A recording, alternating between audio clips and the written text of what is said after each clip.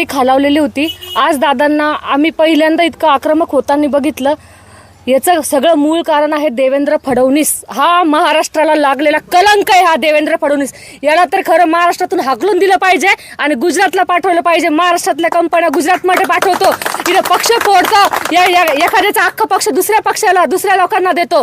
न्याय व्यवस्था यांची सगळी काही हुकुमशाही सुरू झालेली आहे। आणि देवेंद्र फडणवीस साहेब, तुमचं मी आतापासून नाही 2016 पासून बघते। तुम्हाला मराठा समाजाविषयी इतका काय द्वेष आहे हे मला अजून सुद्धा कळलेलं नाही। प्रत्येक वेळेस तुम्ही काय केलं, काही दलाल समन्वयक होते, दुकानदार समन्वयक ज्यांनी मराठा मोर्चाच्या नावावर दुकानदार केला, त्या हरामखोरांना घेऊन तुम्ही गुप्त बैठका घ्यायचे। त्या 1-2 बैठकांना मीही होते, पण मला तुमचं ते पटल्याने भूमिका, मी बाजूला झाले। पण आमची पहिली वाट जी मराठा मोर्चाची लावली ना, 2019च आरक्षण भेटलं असं त्या दलाल समन्वयकांनी लावली। आणि आज पण ते काही कुत्रे आहेत ना, ते मुंबईला पोस्टर लावत फिरते 10% आरक्षणाचं, जे आरक्षण आमच्या काहीही उपयोगाचं नाही। आम्ही मागणी केली एक, सगळे सोयरे आमचं हैदराबाद गॅझेट, आमच्या ज्या मागण्या ते गुन्हे मागे घ्या, त्या मागण्या कोणत्याही आल्या नाही। तुम्ही डायरेक्ट दुसरं आरक्षण दिलं आणि मस्त तुम्ही गालातल्या गालात हसतात फडणवीस साहेब। म्हणजे तुम्ही आधुनिक आराजी पंथाची औलाद आहे का?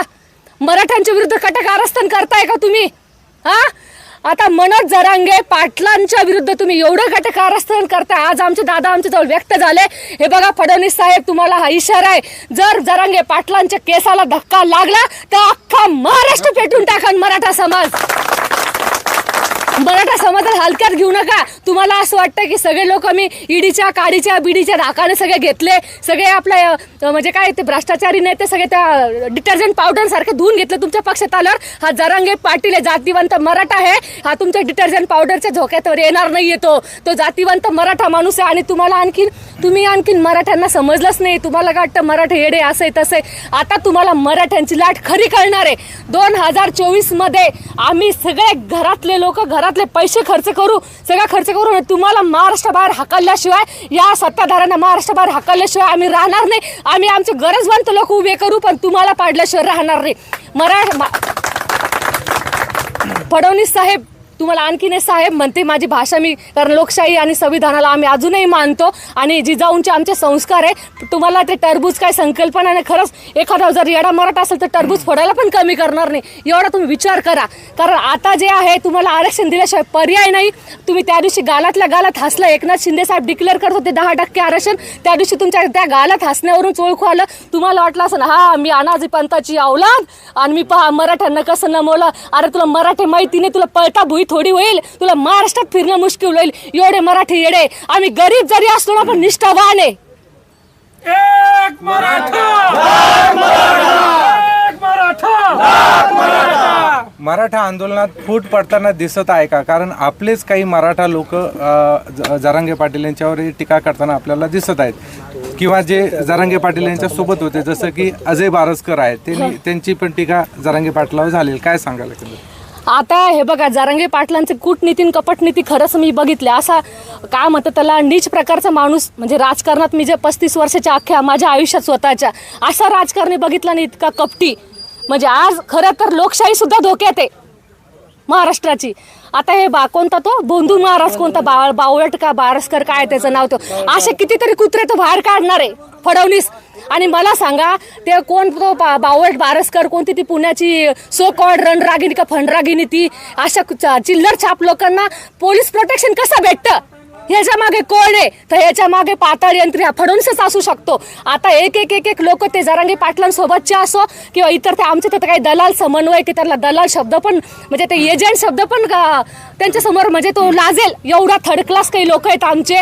तेच लोक आता एक ह्या लोकांना हाताशी धरून फडणवीस परत जरांगे पाटलांना बदनाम करण्याचा प्रयत्न करेल। माझा महाराष्ट्रातल्या तमाम बंधू भगिनींना हीच विनंती आहे की तुम्ही जरांगे पाटलांच्या निष्ठेवर विश्वास ठेवा। जरांगे पाटील हा माणूस कधीही विकल्या जाणार नाहीये, असा नेता आपल्याला परत भेटणार नाहीये। पूर्ण ताकदीनिशी आपल्याला जरांगे पाटलांच्या पाठीशी उभं राहायचंय।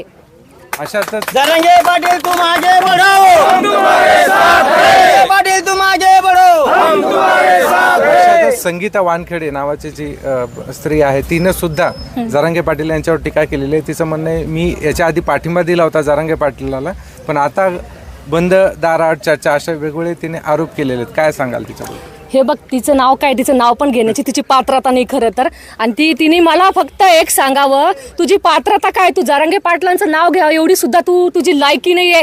तू मला जरांगे पाटलांसारखं 2 दिवस उपोषण करून दाखव, मी तुला पाठिंबा देईल. तुला लाज वाटायला पाहिजे की आपण जातीवंत मराठा आहोत आणि आपण एका निष्ठावान माणसाच्या विरुद्ध बोलतोय. हे कट कारस्थान करण्यामध्ये आपण साथ देतोय. तुझ्या पुढच्या पिढ्या सुद्धा तुला माफ करणार नाही, याची लाज धर तू. देवेंद्र फडणवीस असे म्हणाले होते की या सर्व गोष्टीचा इलेक्शनवरती काही परिणाम होणार नाही. तर मराठा समाजाची काय भूमिका असेल येणाऱ्या काळात? कारण आता सगळे पक्ष ते एकच आहेत, सगळे त्यांचेच आहेत, सगळे त्यांच्याकडेच आहेत. तर मराठा समाजाची भूमिका कशी असेल किंवा काय आवाहन कराल मराठा? माझं तर खरंच सर्व मराठा गरजवंत विस्थापित मराठ्यांना एकच आव्हान असणार आहे की आता हे बघा, ही आपल्या अस्मितेची लढाई आहे. आता 2024ला कोणी जर मला मराठ्याचा कार्यकर्ता एखाद्या पक्षाचा झेंडा उचलताना दिसला, पहिला दांडा मी हाणणार त्या कार्यकर्त्याला. कोणीही पक्षाचे झेंडे घेऊन फिरायचे नाही. या भडव्यांनी, हरामखोरांनी आपल्या समाजाचं वाटोळा केलं, मराठा आरक्षणाचं वाटोळा केलं. 2024ला कोणत्याच कुत्र्याच्या, कोणत्या राजकीय माणसाचे झेंडे घ्यायचे नाही. ही मराठ्यांनी खरं शपथ घ्या, आणि ती पण छत्रपती शिवाजी महाराजांची शपथ घ्या. आणि ही शपथ मोडून जर कोणता हरामखोर गेला ना, त्याला जाती बाहेर टाका, त्याला खरंच रस्त्यात भर चौकात उभा करून त्याला जोडून काढा. आणि जे पक्षाचे सतरंजान झेंडे उचलतील ना, ते हरामखोर कुत्रे मराठ्यांची औलाद नसेल तर ते दुसऱ्या जातीचे औलाद असतील. ते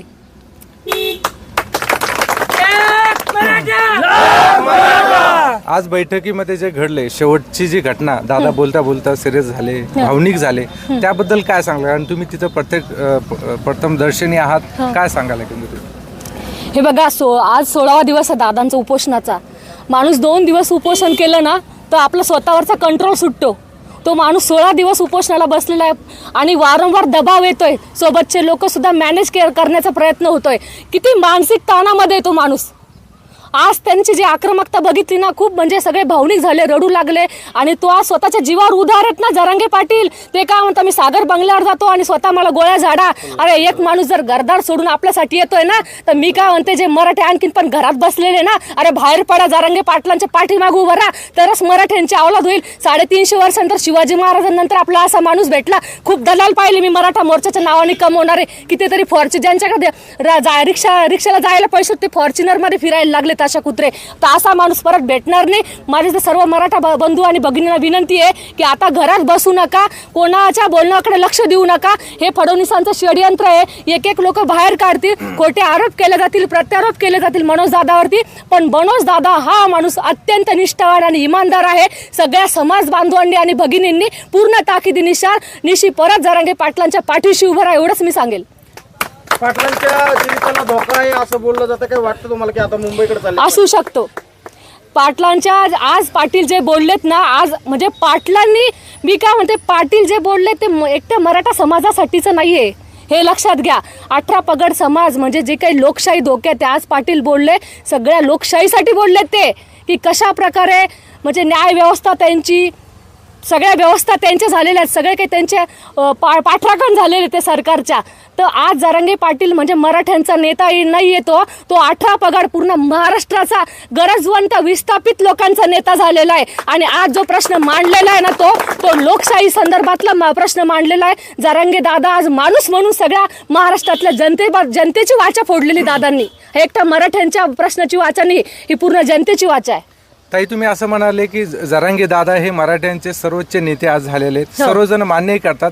पण जे निवडून दिलेले मराठा आमदार आहेत ते कुठे आहेत? कारण कुठलाच आमदार ह्या आंदोलनात सहभागी होताना दिसत नाहीत. काय सांगाल आमदाराबद्दल? हा, मला दादांची एक गोष्ट पटली आणि ते मला पण वारंवार वाटायचं की हे जे सरकार आहे यांचा उद्देश काय, ज्या महत्त्वाच्या मोठ्या मोठ्या जाती आहेत यांना प्रवाहातून बाहेर काढायचं, हे मला पटतंय. आता मला एकच सांगायचं आहे मराठा आमदारांना किंवा मंत्र्यांना, अरे किती तुम्ही थोड्या तर